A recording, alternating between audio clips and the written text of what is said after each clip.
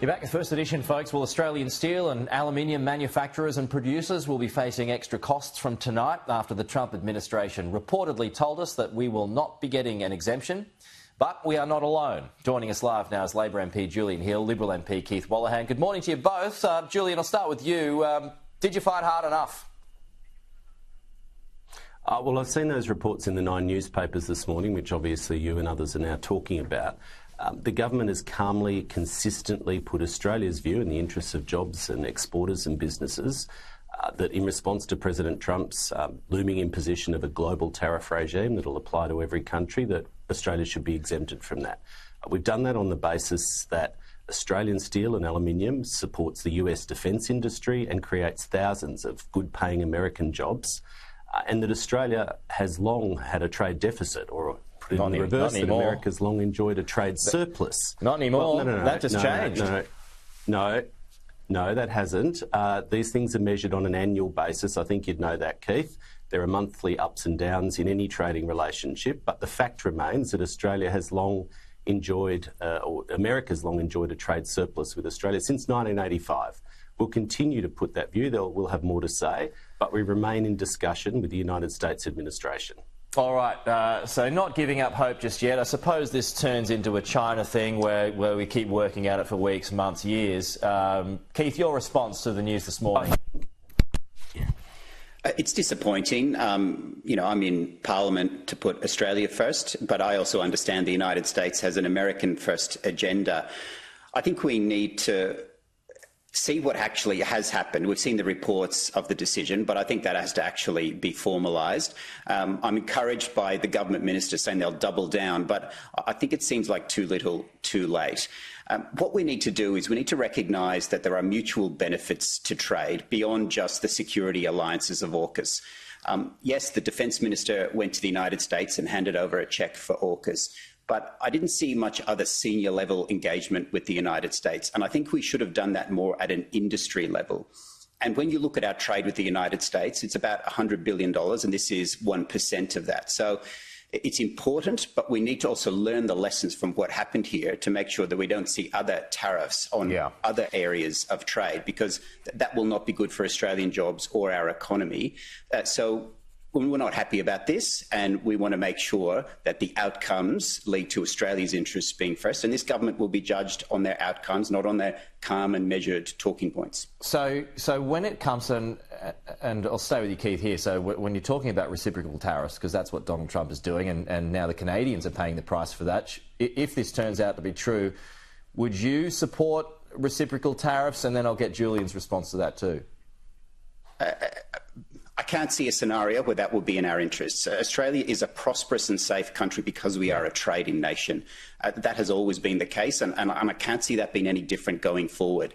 Our circumstances are different to Canada, which shares a border with the United States and has a different trade imbalance with the United States. So we have to take an Australian approach, and an Australian approach has to be in our interests.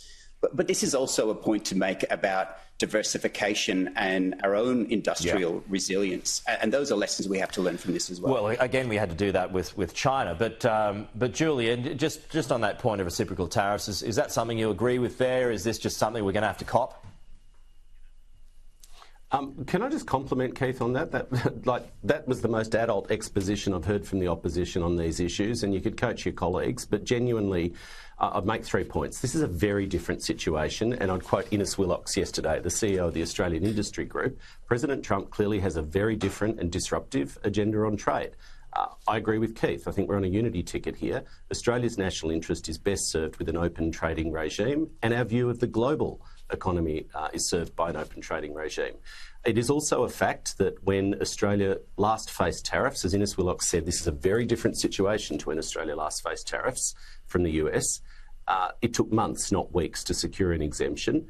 And the most important thing, frankly, in dealing with these things, given everyone has relationships with our US counterparts in Congress, different relationships in the administration, is that we work as Team Australia in the interests of Australian exporters, jobs and business to calmly and consistently put our case. OK, but final point here to you, Keith. Is it now getting towards a must that we get defence spending to 3% of GDP as per Donald Trump's wish?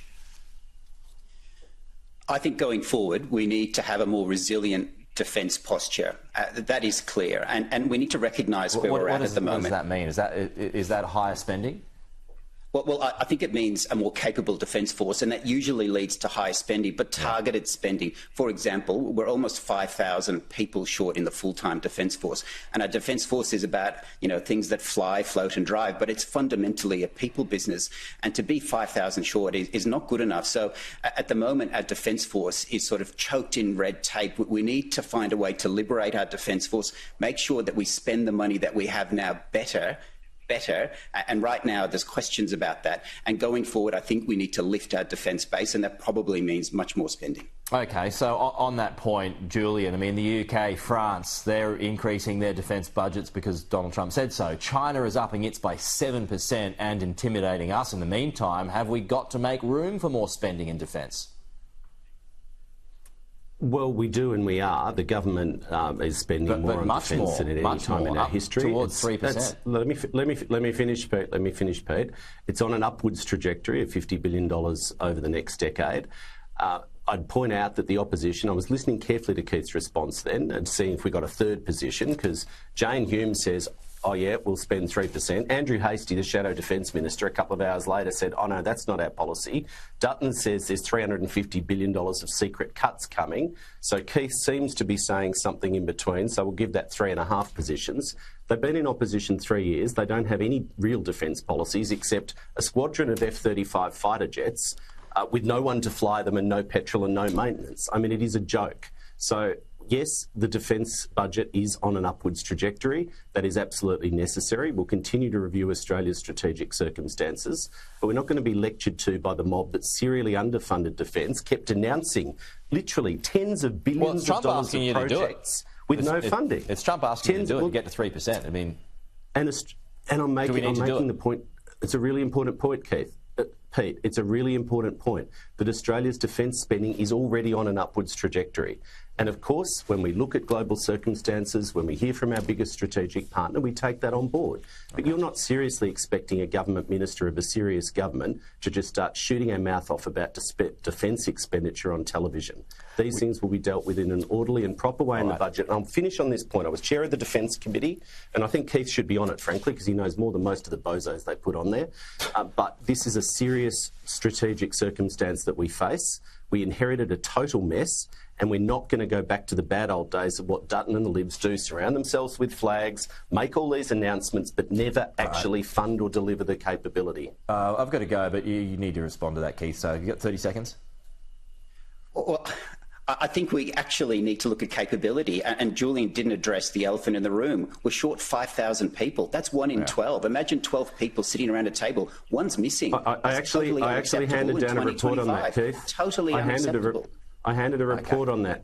Gents? There's a report I tabled saying exactly that. When the labour market's strong, defence recruitment's hard. That's a fact. Blame the economy, OK. Gents, we've got to go. Good to chat as always, though. Thank you.